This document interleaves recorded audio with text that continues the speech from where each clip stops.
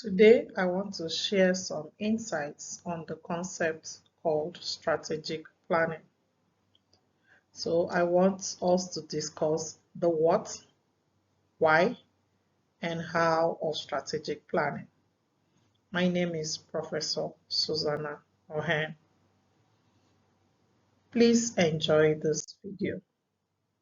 The outline for my discussion today is as follows. What is strategic planning? Why strategic planning? That is, what's the purpose and the benefits of strategic planning? And how is strategic planning done? Then we will try to carry out a SWOT analysis, which is one of the steps in strategic planning. So what is strategic planning? Strategic planning is a systematic process used by organizations to define their direction, their goals, and allocate resources to achieve these goals. It involves analyzing the current state of an organization or business or enterprise, envisioning the desired future of that organization or enterprise, and then developing the steps to bridge the gap between the current and the expected. Why strategic planning? What's the purpose? What's it for? Strategic planning ensures and provides a clear roadmap for an organization. It aligns the activities and initiatives with the overarching goals. The strategic plan ensures the optimal use of the resources of an organization because it prioritizes the initiatives and contributes most significantly to the strategic goals.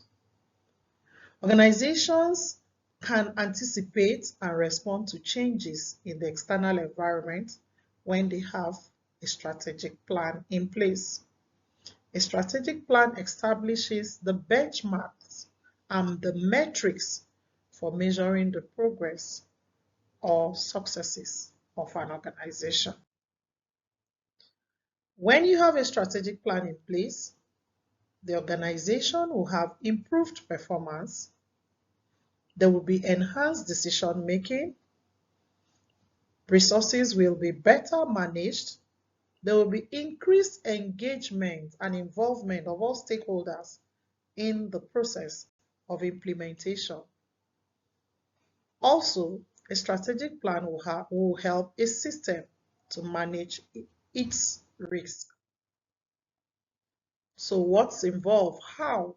What's the process?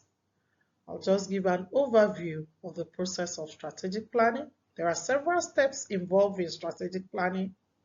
These I can classify or group into the following. One, the first stage in strategic planning is to conduct an environmental scanning or a situation analysis. You need to evaluate the state of the organization in terms of the strengths and weaknesses.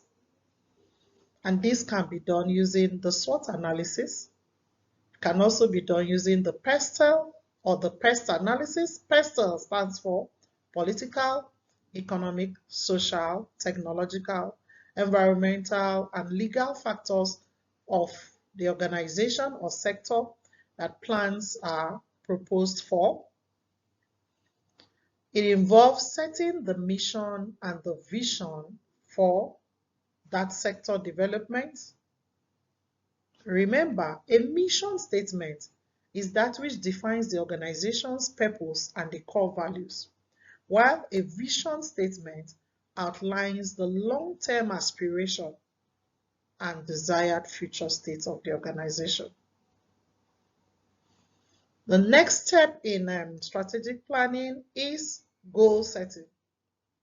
This step involves the establishment of measurable, achievable, attainable, realizable goals. Goals must be set, and the goals must be SMART, specific, measurable, achievable, realistic, and time-bound goals that align with the mission and the vision of the organization. The next is to set strategies for the plan. Strategies to achieve the set goals, focusing on areas. For instance, you're talking about a strategic plan for an agricultural sector or a crop. So you focus on areas such as market positioning, competitive advantage, and resource allocation. You also need to set the strategy implementation plan. A strategy implementation converts the strategies into actionable plans, detailing the specific activities, the responsibilities, and the timelines required to execute the strategy. The next step will be having a monitoring and evaluation plan. The monitoring and evaluation stage involves the establishment of performance metrics to track progress, to assess effectiveness, and to make necessary adjustments. This step ensures continuous improved and responsiveness to changes. The strategic planning activities must adopt participatory approaches, which allows for extensive and intensive stakeholder engagements and consultations. The various stakeholders must be identified, consultations must be made, engagements must be entered into with the various stakeholders that will bring the success or the implementation of the plan. Strategic planning tools used to identify and evaluate the internal and external factors that can impact the success of a project, organization, or business venture. One of such tools, as earlier mentioned, is the SWOT analysis. A SWOT analysis is a structured method for assessing an organization's current position and formulating strategies to ensure that the strengths are enhanced, weaknesses are minimized, opportunities are exploited or explored, and then risks are mitigated. A SWOT analysis ensures strategies are aligned with organizational strengths and market opportunities. The SWOT analysis also helps identify potential risks and develop strategies to mitigate them. It facilitates informed and strategic decision making. This is the first stage in the strategic planning process, which involves environmental scanning, situation analysis, using SWOT analysis, or using the PESTEL analysis. So what's SWOT? SWOT stands for S. The S in SWOT stands for strengths. The W is weaknesses. O for opportunities. And then the T for the threats. So what are the strengths that you can identify in an organization? Strengths are attributes that give that sector or organization an advantage over others. Strengths are attributes that are internal to the system, internal attributes and resources that support a successful outcome. For you to be able to identify the strengths of an organization or a system or a sector, you may need to ask such questions as, what does the sector do well? What unique resources can it draw upon? And what do others see as the sector's strengths? If you're able to answer these questions, then you're able to list out and identify the strengths of that sector that you want to have a plan for. The weaknesses. Weaknesses are where the sector is at disadvantage compared to competitors. These are internal limitations and resource deficiencies that could hinder the performance of the sector. So key questions that one might ask to be able to identify the weaknesses of a sector will include questions such as, what could the sector improve? What does it lack as resources? What resources does that sector lack? What are the sector's areas of vulnerability? Identifying or being able to answer these questions will help you identify the weaknesses of that sector. And then the opportunities. External factors that the sector could exploit to its advantages. These are called opportunities. These are areas that the sector can capitalize on to achieve its goals. So, what opportunities are open to the sector is an important question. How can it leverage its strengths to take advantage of these opportunities? What trends could benefit the sector?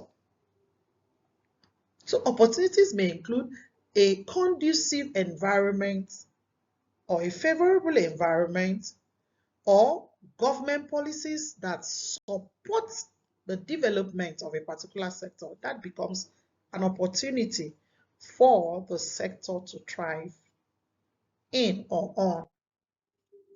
What are the threats? The threats are external factors that could cause trouble for the sector. External factors that could jeopardize the sector's success are categorized as threats, and these have to be identified. This has to be listed out. What threats could harm the sector? What are competitors doing that could impact the sector? What external challenges does the sector face? Those are threats, external forces that are able to influence the success of a particular sector. Can categorize them as the threats to that sector. So when you're conducting a SWOT analysis, how do you arrive at this SWOT table, a 2x2 matrix? You need to gather data through an in-depth desk review and field information. You need to identify the internal factors that affect the system. Remember, the internal factors are the strengths and the weaknesses. They have positive and negative effects on the system. You need to further identify the external factors, categorized as opportunities and threats. And then you need to analyze all these factors that you have identified, prioritize them, and then compile these findings and organize the information into a SWOT matrix, typically in a 2x2 grid format. So an example of that, we tried to do a SWOT analysis for the Cross River State cocoa sector. Strengths that were identified include favorable climate and soil ideal for cocoa cultivation. Cross River State is known to have a favorable climate and then the soil that is ideal for cocoa cultivation. Another strength of the sector is high quality cocoa that can command premium prices in the market is produced in Cross River State. Weaknesses may include the aging of farms. Most of the cocoa farms in the state are old and may need regeneration, revitalization, rehabilitation. So that's a weakness to the system. Another weakness could be a limited access to finance and other inputs. Opportunities exist for that sector, some of which include the increasing global demand for cocoa and chocolates makes that sector a sector that is thriving and needs more investment and interventions. A threat to that sector as identified here, is issues in climate change. Another threat are land use conflicts that exist within our state and land tenure systems. Increasing competitions from new and existing producing states could also become a threat to the development of the sector in the states. Being able to summarize this information in a 2x2 matrix helps you to set strategic goals and objectives for your plan. So, what do you do with a SWOT analysis table? It helps you in developing the strategies. So, you could then combine the strengths and opportunities using the strengths to take advantage of opportunities. So, you have identified some strengths in the system. You have also identified that there are opportunities existing. A combination of this could be the strategy or the goal that you will set for the organization to develop, to plan with. You could also use a weakness opportunity strategy where you address weaknesses to exploit opportunities. You could also develop your strategies by using the strengths traits approach, where you will use the strengths to mitigate the threats in the system. Or you could use the weakness strengths approach, where you will create plans that will protect the system and against the threats and minimize the weaknesses in the system. So for this particular lecture, I will want you to commence the process of developing a strategic plan by populating a SWOT matrix for a sector of your choice. Choose a sector that you want to design a strategic plan for, do an in-depth review, develop a SWOT analysis. While in our next video, we will talk about how to set these goals and the strategies, and then move on to other stages in the development of a strategic plan. Thank you.